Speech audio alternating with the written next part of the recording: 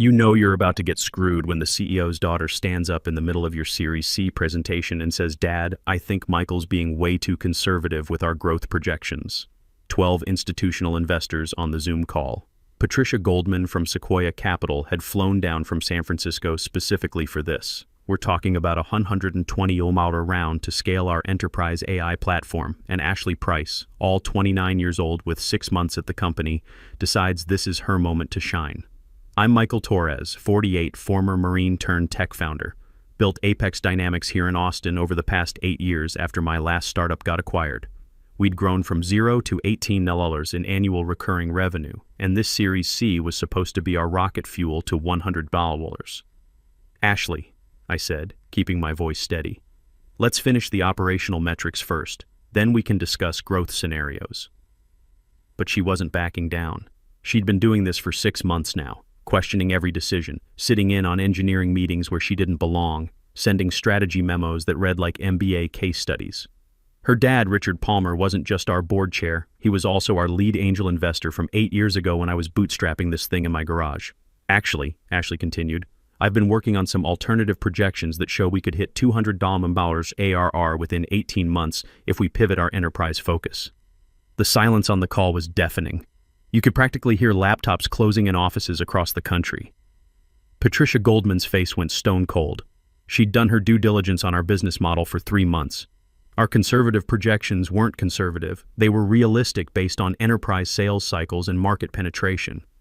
Ashley, Patricia said, her voice carrying that edge you get when someone's wasting serious money's time, these numbers weren't in the materials we reviewed.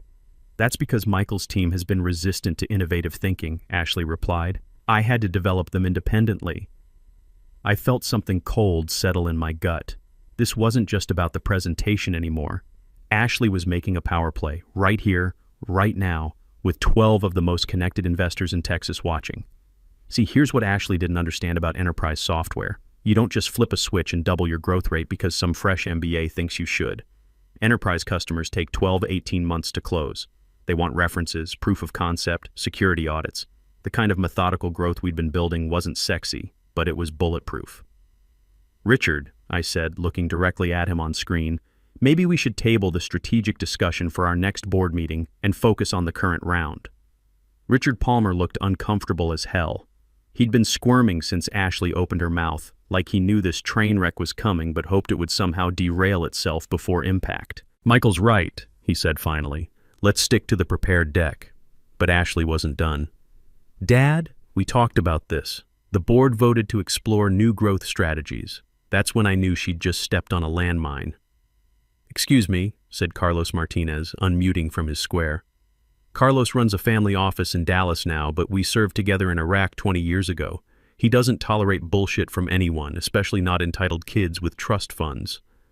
What board vote are you referring to? Ashley's confidence flickered for just a second. It was an informal discussion. Board decisions aren't informal, Patricia cut in. They're documented, voted on, and recorded. Michael, were you part of this discussion? News to me, I said. The temperature in the virtual room dropped about 10 degrees. I could see other investors shifting in their chairs, checking their phones, probably wondering what kind of amateur hour operation they'd stumbled into. Ashley doubled down. This is exactly the kind of inflexibility that's holding us back. Michael built a solid foundation, but we need visionary leadership for the next phase. Visionary leadership, right? Because 6 months of MBA theory trumps 20 years of actually building and selling enterprise software. Ashley, I said, I appreciate your enthusiasm, but maybe we should let our current results speak for themselves. Current results that could be 3x better with the right strategy, she shot back. That's when Patricia Goldman did something that made my blood run cold. She shared her screen. I'm looking at the board composition documents from your Series A, she said. Ashley, what's your official title at Apex Dynamics? VP of Strategy and Business Development. And when were you appointed to the board of directors? Silence. The kind of silence that echoes. I'm not technically on the board, Ashley said, but as VP of Strategy. So you're making strategic pronouncements about a company's direction without board authority during a funding presentation, contradicting the founder's prepared materials. When Patricia Goldman puts it like that, it sounds even worse than it was. I was trying to provide additional perspective, Ashley said, her voice getting smaller. The perspective we need, Carlos said, is from the people who actually built this company. Michael, why don't you finish your presentation? I clicked to the next slide. Financial projections. Conservative but achievable. Customer acquisition costs trending down. Net revenue retention at 115%. The kind of boring, reliable metrics that make investors write big checks. But the damage was done. You could feel it in the digital air. Confusion, concern, questions about our internal dynamics. Ashley had just poisoned our Series C presentation with 12 of the most important investors in Texas watching. I finished the presentation on autopilot. Customer metrics, growth projections, competitive analysis. The kind of numbers I could recite in my sleep after 8 years of building this business. But you could feel the energy had shifted. Questions came in clipped professional tones. No one asked about follow-up meetings or due diligence timelines. Thank you, Michael, Patricia said when I wrapped up. We'll need some time to discuss internally and get back to you. The call ended. 12 black squares disappeared like someone had just flipped off the lights on our future. I sat in my home office staring at a blank screen. My phone started buzzing within minutes. Carlos texted first. What the hell was that about? Sarah Thompson from Austin Ventures called. Michael, we need to understand the management dynamics here. But the call that mattered came from Patricia Goldman 30 minutes later. Michael, she said, I've been doing venture capital for 18 years. I've seen founders get pushed out, boards go sideways, and family businesses implode. But I've never seen someone torpedo a funding presentation from the inside. Ashley's young, I said. She doesn't understand how enterprise sales actually work. That's Richard's problem to solve. Our problem is that Sequoia just watched your company's internal dynamics fall apart during our final due diligence. We can't fund a business where the leadership team is fighting in public. My stomach dropped. So the Series C is dead? Not necessarily. But we need clarity on governance and management structure. If you're running operations with clear board backing, we'll reconsider. If this is going to be ongoing family drama, we'll pass. That evening, I drove out to Treaty Oak Distilling. It's a local Austin spot where Richard and I sometimes grab drinks after board meetings. I found him at the bar nursing a whiskey and looking like he'd aged 10 years in one day. Hell of a presentation, I said, taking the stool next to him. He didn't look up. She's my daughter, Michael. I know. And she's about to destroy everything we've built if someone doesn't teach her how business actually works. Richard finally met my eyes. She graduated top 10% from Wharton. Summa cum laude undergrad from UT. She's not stupid. Never said she was stupid. But being smart in school and understanding enterprise software sales are two completely different things. The bartender refilled Richard's glass without being asked. That's never a good sign. Ashley thinks you've been freezing her out of strategic decisions, Richard said, because she's been here 6 months and wants to redesign our entire go-to-market strategy. You know how long it took us to build relationships with our current enterprise customers? Years. Ashley wants to throw that away and chase Fortune 10 accounts we have no business pursuing yet. Maybe she has a point about thinking bigger. I turned to face him directly. Richard, you've been investing in Austin tech companies for 15 years. When have you ever seen a Series C get derailed by internal politics during the presentation? He was quiet for a long time. What do you want, Michael? I want operational control over the business I built. Ashley can keep learning, but she needs to understand there's a hierarchy here, and I want protection so this can't happen again. Protection? Board resolution that any major strategic decisions require founder approval. Ashley can provide input, but she doesn't get to override 8 years of market knowledge with PowerPoint slides. Richard signaled for another whiskey. I was starting to worry about how many he'd had before I arrived. She won't like it, he said. She doesn't have to like it. This is business, not family therapy. Patricia made it clear. The money follows stable management. Right now, that's me. The next morning, my phone rang at 6 a.m. Patricia Goldman. Michael, I've been thinking about yesterday. Can you walk me through your Series A documents? Specifically any founder protections or management clauses? I was already pulling up the files on my laptop. What are you looking for? Standard founder protections, vesting acceleration, approval rights for management changes, that kind of thing. Here's where 8 years ago, paranoid Michael had done something smart. After getting pushed out of my previous startup right before the exit, I'd learned about founder protection clauses the hard way. When we drafted the Apex Series A documents, I made sure I was protected. Section 4.7 of the Investor Rights Agreement, I said. Any change in my role as founder and CTO requires written approval from holders of 75% of outstanding preferred shares. And Ashley's role? She's an employee, VP level, but no special protections. Interesting.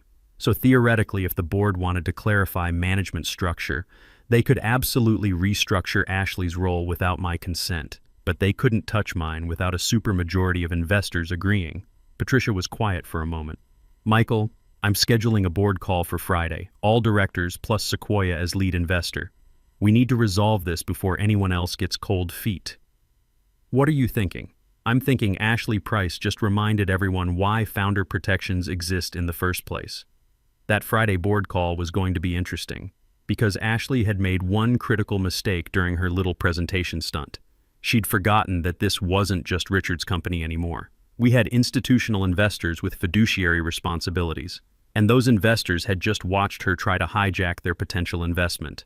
Game on. Friday's board call started at 2 p.m. sharp. Patricia had sent the agenda 24 hours in advance. Management structure and Series C continuation. Translation, fix this mess or lose the money. I dialed in from my home office. Richard joined from Apex headquarters. Ashley was there too. She'd somehow convinced her dad she needed to be included for strategic input. The other board members logged in one by one. Carlos Martinez from Dallas, Sarah Thompson from Austin Ventures, and Dr. James Wilson, our independent director who'd been with us since Series A. Patricia opened with her typical no-nonsense approach. We're here because Wednesday's presentation raised concerns about management alignment and decision-making authority. Before Sequoia commits 180 Mwadim, we need clarity. I appreciate everyone's time, Richard said. He looked tired. Probably hadn't slept much since our conversation at Treaty Oak. Ashley has some thoughts on strategic direction that she'd like to share. Here we go again. Ashley launched into a 15-minute presentation about market expansion opportunities and leveraging AI capabilities for Fortune 10 penetration. Same MBA buzzword soup from Wednesday, just repackaged with prettier slides. She talked about pivoting our enterprise focus, accelerating customer acquisition, and disrupting traditional software sales cycles. Dr. Wilson stopped her mid-sentence. Ashley, help me understand something. What's your background in enterprise software sales? I have an MBA from Wharton with a focus on technology strategy. That's not what I asked. Have you ever sold enterprise software? Ashley's confidence flickered. Not directly, but I've studied the market dynamics. Michael, Dr. Wilson continued, how long did your last enterprise deal take to close? 18 months. 2.3 NM annual contract with a healthcare system. Took 47 meetings, 3 RFPs, and a security audit that lasted 6 months. And Ashley wants to accelerate this process. How exactly? Ashley tried to recover. There are innovative approaches to enterprise sales. Companies like Slack and Zoom disrupted traditional cycles. Those are collaboration tools, Carlos cut in. We're selling AI infrastructure that processes regulated data. The compliance requirements alone take months to navigate. I watched Ashley's presentation fall apart in real time. Every suggestion she made showed how little she understood our actual business. She wanted to eliminate our channel partner program, the same program that generated 40% of our revenue. She proposed direct sales to Fortune 10 companies we had no relationship with. She suggested cutting our 18-month implementation timeline to 6 months, which would guarantee customer failures. Patricia let her finish, then shared her screen. I'm looking at Apex's customer retention data. 98% renewal rate, average contract value growing 35% year over year. Michael, what drives these metrics? Methodical implementation, extensive customer success support, and realistic timeline expectations. We underpromise and overdeliver. And Ashley's proposed changes would impact this how? The silence stretched out like a wire about to snap. Ashley finally spoke up. Sometimes you have to take calculated risks to achieve breakthrough growth. With other people's money, Patricia said flatly. Dr. Wilson cleared his throat. I'd like to address the governance issue directly. Ashley, what authority do you have to make strategic decisions for this company? I'm VP of Strategy. That's a job title, not board authority. Richard, can you clarify Ashley's role in corporate decision-making? Richard looked like he wanted to crawl under his desk. Ashley provides strategic input as part of the executive team. But she doesn't have voting rights or operational authority, Patricia said. Correct? Correct. Carlos unmuted. Then why are we having this conversation? Michael's the founder and CTO. He's built a profitable, growing business with strong customer metrics. Ashley's been here 6 months and wants to redesign everything. This isn't complicated. Ashley's face was turning red. This is exactly the kind of old-school thinking that prevents companies from scaling. You're also focused on incremental growth that you can't see the bigger opportunity. The bigger opportunity, Dr. Wilson said, is not screwing up a business that's already working. Ashley, with all due respect, your suggestions would destroy everything Michael's built. That's when Ashley made her biggest mistake. Maybe it's time for some fresh leadership perspective, she said. Michael's done great foundational work, but we need someone who understands modern growth strategies for the next phase. The call went dead silent. Even Richard looked shocked. Patricia's voice cut through the silence like a knife. Are you suggesting a management change? I'm suggesting we consider all options for maximizing shareholder value, Ashley replied. Carlos started laughing. Not a happy laugh. The kind of laugh you hear right before someone gets destroyed. Ashley, he said, do you know what Section 4.7 of our Series A agreement says? I haven't reviewed every detail of the legal documents. It says any change in Michael's role requires approval from 75% of preferred shareholders. Right now, the preferred shareholders are me, Sarah, Patricia's fund, and your dad. Want to guess how that vote would go? Ashley looked at her father. Richard was staring at his hands. Dad? Ashley, Richard said quietly, maybe you should step out for the rest of this call. What? No. I'm part of the strategic team. Ashley. His voice was firm now. Please leave the call. She disconnected without another word. Patricia waited a beat, then spoke. Gentlemen, I think we need to discuss management structure and operational authority. Michael, are you prepared to take expanded leadership responsibility? Finally, time to fix this mess properly. Michael, Patricia continued after Ashley disconnected, we need operational clarity before moving forward with Series C. Are you prepared to assume expanded leadership authority? I'd been thinking about this moment since Wednesday's disaster. Yes, but with specific terms. I want executive chairman role with operational control over product, engineering, and strategic partnerships. Ashley can remain as VP, but she reports through me with clearly defined responsibilities. Richard, Dr. Wilson said, how do you feel about this structure? Richard looked like he'd aged another 5 years in the past hour. If it saves the Series C and protects the business, I support it. Carlos unmuted. I'll second that motion. Michael's earned operational control. Ashley can learn the business properly under his guidance, or she can find opportunities elsewhere. Sarah? Patricia asked. Agreed. Michael's